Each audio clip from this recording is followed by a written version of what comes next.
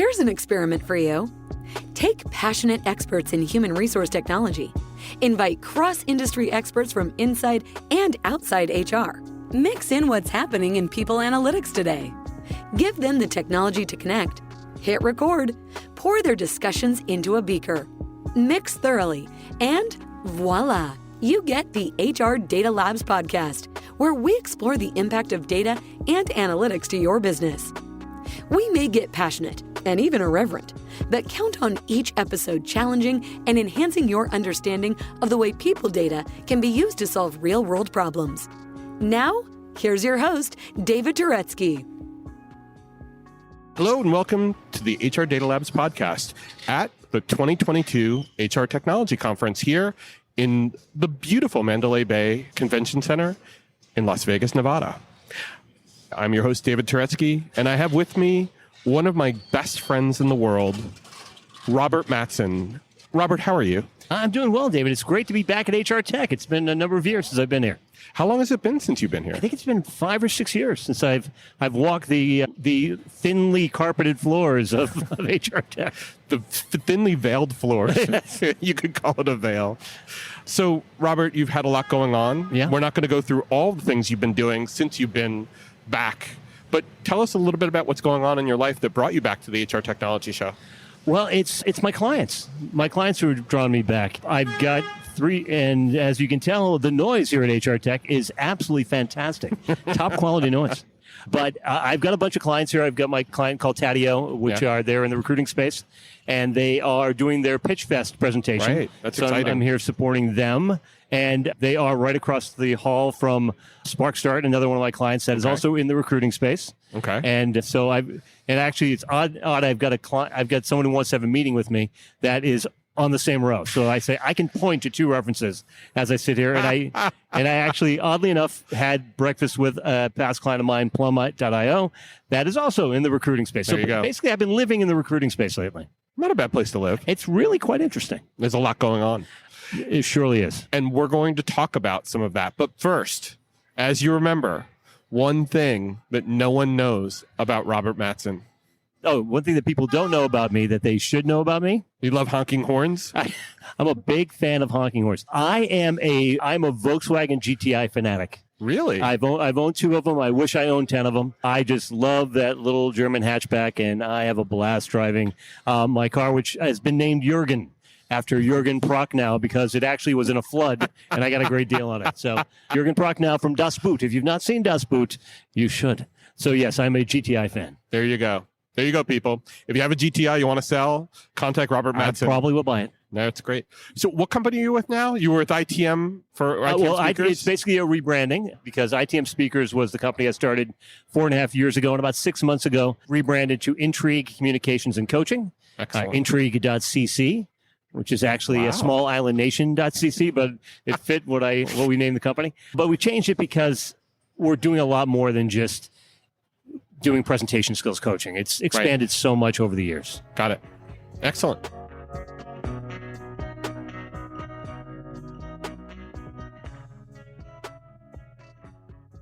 So the topic for today's conversation is going to be HR technology 2022 versus 2023. Mm-hmm. And so what did we see happening in 2022? And talk a little bit about what we've experienced and what we've seen. And then let's talk a little bit about what we expect for 2023 after that.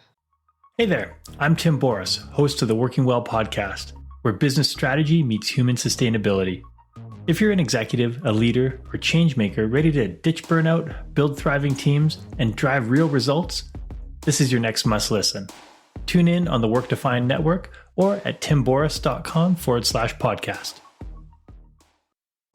Sure. I think when you take a look at the past year, to me, it's always been the transformation of stop automating broken processes and start looking at new things that you can do with the technology.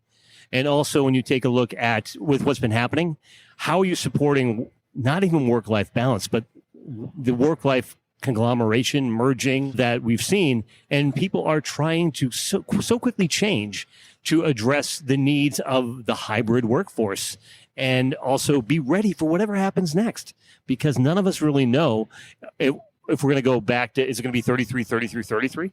Remote, hybrid work at the office, or is it going to be some kind of shift in that? And how do you support that after people have taken a bite of that apple? So I think a lot of the research that we've seen has companies wanting to move back to more of an in-person environment, but the majority of employees, like more than 70%, I think close to 80% in the studies I've seen, have said that they want to have at least, some part hybrid and mostly remote though. Yeah. And very strong opinions on it as well. And I think what you're seeing a lot is during those 2.5 years, companies have been saying, okay, what's coming? How do we adjust? How do we transmogrify our solutions and our approaches to this COVID-based world? And now they're saying, okay, we spent all this time doing this. What do we do with it now? Because how do we transform it again? Or because I don't think what people did necessarily is going to be a perfect fit. Well, I mean, for many, and we remember a lot of this because we were all forced into it at one moment in time. Yeah. And I think a lot of work environments were do the best you can. And the do the best you can had to suffice until it was okay, so we've been doing the best we can. What can we do anything better? And then we kind of settled on nice to haves and the must haves and the whatnots. And that kind of settled in as the new normal. Yeah. And I think also when you take a look at the concept of wellness, I think I've been doing a lot of work with the New England Employee Benefits Council, NEBIC, and a lot of their members and companies within the New England area are looking at what does wellness mean now? Right. And how do we support wellness? So it's not just about the technology. And I think the technology and the just getting it done is now being moved into, okay, there's a lot of new things here that we have to consider when it comes to, I don't want to call them nebulous processes, but there are new ways of going about things that companies are saying, okay, how do I know when they're happy? How do I know when they're sad? How do I know who I should promote, who I should give a raise to, what benefits are right? And that is what they're looking to do. And I think a lot of technology companies that are looking forward are saying, okay, there are processes that are going to be happening. We've spent our career automating processes or streamlining or getting data. Let's call it data. Let's talk about data for a second. Getting data from those processes. Right. How do we garner data from these new shadow processes that are being created because we don't have systems that actually cover that? Right. And that's what's fascinating is that there were holes. There were things that filled the holes in the short term. How do you learn from those things? What do you do? And so what are they doing? Well, I think what they're trying to do is they are trying to use a lot of AI to capture things. In fact, AI started, about 6 or 7 HR techs ago when everyone had AI on their booths and everyone was an AI company. It was a new thing. Yeah. And so it was the flavor of the month. But now I think people are trying to say, okay, AI is not this huge thing. Let's focus it. It's making AI real, right? Yeah, exactly. It's actually implementing AI. Right. If you think of the hype cycle, we're on the downward cycle where it actually becomes usable. Exactly. So again, I've been dealing with a lot with these recruiting companies and they're using it for things like, let's take a look at how people fit future jobs, not current jobs. Right. So they're looking how they can do things like that. And you're learning from other people that were in those jobs, what the data told them about their successes or failures in those jobs, and what did they lead to after that job? What did they do? What did they use their skills for after that job to go into what? Yeah, exactly. But they're also doing something interesting is they are doing the pre-work in a different way.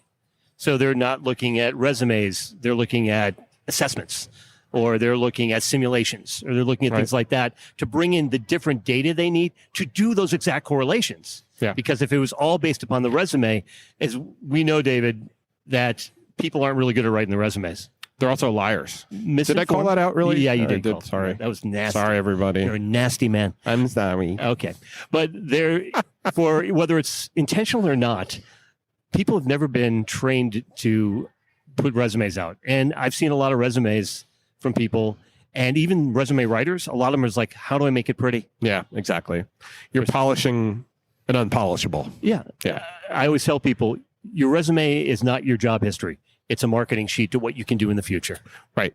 Well, and then you have these other people who take the keywords and either metadata the keywords into the footnotes, quote unquote. Yeah. Or, they try and trick the current AI into looking for them for the particular job they're posting for. Yeah, they're trying to spoofing. Yeah, that AI that's taking place in that 6 seconds the recruiter used to scan the resume. But I don't know about you, David. I'm not a huge fan of today's ATSs. I'm just not. Yeah, we've had many conversations on this program. Yeah. In fact, we're going to be talking to Tim Sakic about that as well. He knows a thing or two. Yeah, he does. Yeah, he's fairly bright guy. Pretty smart guy. Yeah. Especially in the recruiting space. Yeah. He's been through a few things. Yeah. And Jack Copeman, you know Jack. I'm a big Jack Copeman fan. I love his Bennett first album. Bennett Sung. Jack Copeman's Giants Fight song, that first album. Little known fact. Now, I'll give you this. Jack Copeman has a fine voice. He is a wonderful singer. He does. He does. So, Renaissance man, just like yourself. Sure. But Jack, Bennett are phenomenal, knowledgeable people in the recruiting space. And they've seen what hasn't worked, and they have a pretty good idea what would work in the future. And we'll be talking to them during the HR Data Labs podcast, probably at the HR Tech Conference as well. Yeah, I know. Trust me, I've been sending out LinkedIn messages and emails to people saying, we got to get together because these are just, besides being really smart people, they are really good people. Yes. And it's nice to have that kind of family. And that's what HR Tech is. It's kind of like a family reunion.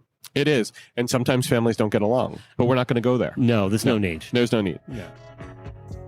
Like what you hear so far? Make sure you never miss a show by clicking subscribe. This podcast is made possible by Salary.com. Now, back to the show.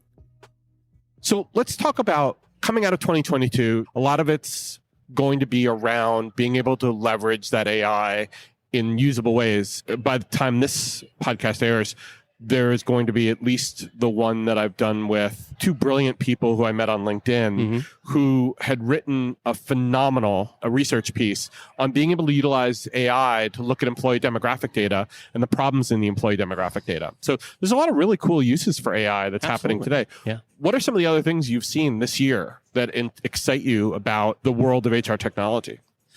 I think I hate to use this phrase, but I'm going to use it, the humanization of human-focused software, where you're seeing people realizing... It's an interesting phrase. Yeah, you're seeing people that are trying to say, what we've learned through the COVID experience is that people are people, and we have to treat them as individuals with great respect and great understanding to all of their home life situations, because we all suddenly got hit in the face with it. Yes. We got hit in the face with, my father passed away. My 89-year-old dad passed away last spring. Yep. And people knew about it. Yep. And went to the funeral. Yeah, and the best of the people went to the funeral. I won't say any names, but you can. I'm doing that college drinking game elbow point at David right now. But I think it was beautiful too. People realizing that whatever solution, whatever process, whatever system you put in, it has to be done in a human way. So it goes back to kind of those shadow processes that are being developed, and that they have to be done in a way that is very human focused. And I think that HR people, which I've always said, and Dave, we've had this conversation in past years, they're really good at asking for things for others. Yes. And they're not good for standing up for themselves sometimes. Never. Because they're very giving people, and that attracts them to this particular field. And I think that they have to make a very strong stance and say, we need to do this the right way for people versus the way that back when we first started in HR technology, where it was technology and process forward versus how are we trying to enable and affect the people that make up our companies? Right. Because it's not just that we're doing it to be good. It's we're doing it because they have to focus on other things. And now we're realizing they need to do a lot of other things that maybe they have to take care of their kids, or they have to get other work done, or the thing that you talked about before, wellness and their well-being, and making sure that they're mentally healthy. And if we can take things off their plate. But that's the thing, David. Being good to employees is a good thing for the organization, because everyone wants to do employee engagement. We want employee engagement. It's like, okay, be good to people, be honest with people, be forthright with people, and then set up your processes to reflect that. Right. And then we hear the words that no one wants to utter that have 2 Q's in it. Quiet quitting, which is all it is to me, and maybe I'm wrong, but to me it just seems like employee disengagement. I saw a post by Drew Fortin, and Drew, he made a great talk about some of the definitions of the quiet quitting. Right. It's the person that is doing their job, letting people know that sometimes they can't take phone calls, or, basically doing the extra work when they tell people they can do the extra work, and being reasonable, having what we used to consider a good work-life balance. And some people define that, not all. I see the quizzical look. You look like a basset hound looking at me right now of the quiet quitting. But some people are defining it that way. It's like, you're not giving 150%. Something that's not maintainable. You can't sprint through life. Life is a marathon. Yeah, but to me, then if that's really what quiet quitting is, then that's horseshit. It is. I know I said it on the air. I'm sorry. They're going to edit it out. Yeah. No, they're not. Oh, No. thank God. No. To me, it's, I always use the equation. I think I actually talked to you about this. 24 minus L equals W. Mm-hmm. That's the equation for life. Yeah. Not 24 minus W equals L, which is I'm going to work my ass off during those 24 hours. Whatever's left over is my leisure time. That's not the way things should work. Yeah, work is like closet space. If you will fill it all up. You'll fill up your life with all this work. And you'll never clean it out. And when you do, you'll find pictures of your kid when he was 5, and they'll take forever. Am I going on a tangent? It's an okay tangent. Okay, yeah. But hard to clean I that see where stuff you're out. going with it. Yeah, you know the kid. But I do, but he's a yeah. good reason to fill up your life with L. Yeah, trust me, he makes my life a living L sometimes. Yeah, I'm sorry. There you go. Sorry. Occasionally you get unload a dad joke. We love dad jokes. Yeah, we're dads. Yeah, we are. Hey, are you listening to this and thinking to yourself, man, I wish I could talk to David about this? Well, you're in luck. We have a special offer for listeners of the HR Data Labs podcast. A free half-hour call with me about any of the topics we cover on the podcast or whatever is on your mind. Go to salary.com/HRDL consulting to schedule your free 30-minute call today. Okay, so now let's turn it a little bit and talk about what is 2023 going to bring us. These are predictions. So we're going to come back here next year, this time, and we're going to say, how'd you do? 9 months in, Okay. How'd you do? So I have a year from now. You have a year. Year from now. But it's got to be by now. I mean, it can't be like October something. It happens. Okay, no. I'm good with that. So where's HR technology leading in 2023? I'm going to double down on my AI concept, but I'm going to say AAII? No, AI is what it is. But no, this is like bad car talk. I think what you're going to see is more quantifiable AI, where you're going to start seeing the measurements that have meaning based upon the AI's work. So right now, AI has gone from being a nebulous concept to usable. And now I think you're going to see AI being more quantifiable in how benefits are coming about and how it's affecting both people and businesses. So then you're going to see it actually take on the role that people hoped it would be, which is actually affecting not just business, but actually affecting people in a good, positive way. Then Exactly. And I think there will unless I'm reaching. No, I think you're fine. I think there'll be more standards, and I think they'll come from the technology side, where AI will come in and they'll be like, okay, you're using AI for this purpose. This is our standard on how effective it is, and that will be the technology side. And then it's up to these people here on the floor to come up with the business side of it and merge those together. This is how effective your AI technology is. This is how effective it's affecting your business. It's kind of like doing photography. I think of lenses. It's how much light comes through the beginning, the big part of the lens, and how much light actually hits the sensor to create the picture. Right. And both sides of those are going to be something that I think you're going to see more definitive measurement. Well, I hope you're right, because we've been praying for a while that AI takes on a larger role and gives us an ability to kind of step back and do other more value-added things. And it sounds like what you're saying is it will impact the world of business in a very positive way and give us an opportunity to leverage it. Yeah, and I think there'll be more standards. I just think people will start measuring effectiveness in a more standard-like way from how they look at AI. Well, you were talking about HR technology around recruiting before. Where can we extrapolate this for recruiting? Well, I think that when you take a look at the recruiting aspect, I think you'll see a move away from resumes. I think resumes will get less and less important as these more holistic ways of measuring people become more prevalent. Because I'm seeing literally in my own client base, I'm seeing 3, and hopefully after this event, a 4th client that all have different viewpoints of how recruiting should be done for everyone from hourly people to evergreen jobs to highly skilled labor, and they all have different viewpoints of it. And I think what you're going to see is the resume becoming less important versus a better way of judging someone's capabilities looking towards the future. And I like where you're going before. That's possible, especially with not using a resume, if there's a standardized way of being able to look at the data about the person. Mm-hmm. And now that those standards exist and we're getting the data about the person hiring for the job, we can assess them instead of going through that crappy resume and trying to predict whether or not that resume speaks to, as you said before. Exactly. And so hopefully now the right person will get hired for the job and not the person that the AI thinks is the right person from today's world. Yeah. But that's a lot to go through in a very short period of time. You realize that, right? I do. But I think that it's actually happening already in little spots. And you know how the consolidation happens. Either companies that are bigger see the good ideas or they acquire the good ideas. And I think that is going to change. I don't think I said less important. I didn't say dead. I said less important. Okay. So the resume is not dead. So anybody who's in the resume fixing, making world, you don't have to polish your resume yet. But, sorry. Another shitty. No, you had to go there. Yeah, I did. But soon. Yeah. You will have to make sure that you have your background and assessments. Yeah, it's going to be less important. Is there going to be a system of record, though, for experience? Or is it literally just going to be, this is what I say I am, and assess me for it? I mean, you could go into, the wonderful world of blockchain, and maybe a company comes up with a kind of competency-based blockchain and do things that way. We could have non-fungible where those certifications resumes exist in the ether somewhere. Yeah. And you could have that where you could take. Look, there's so many different assessments.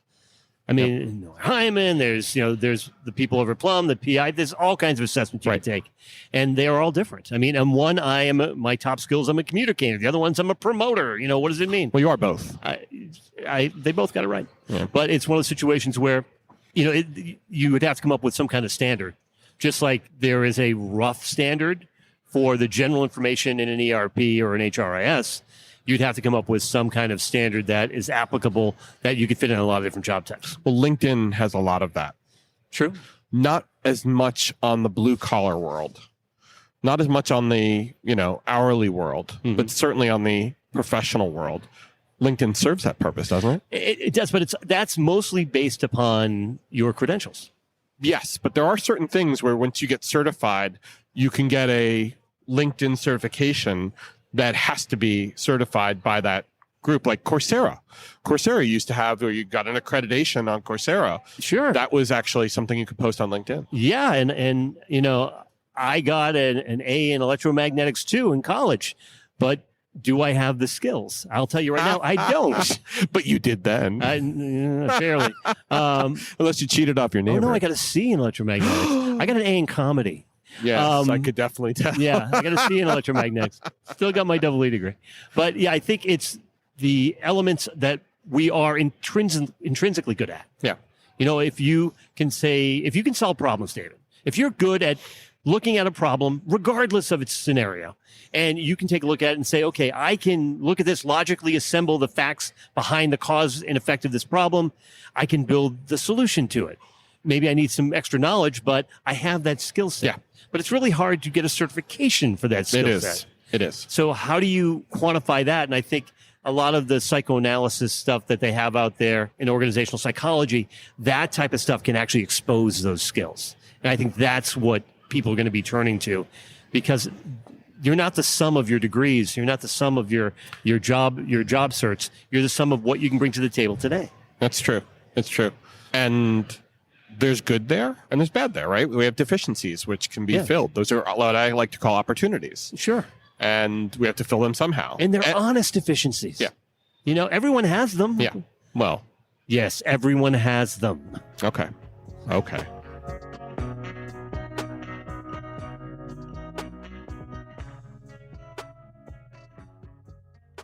Well, thank you, Robert. I'm appreciative you could stop by the booth and be here. And thank you for being another repeat guest on the HR Data Labs podcast. Always a pleasure. Thanks, David. Take care.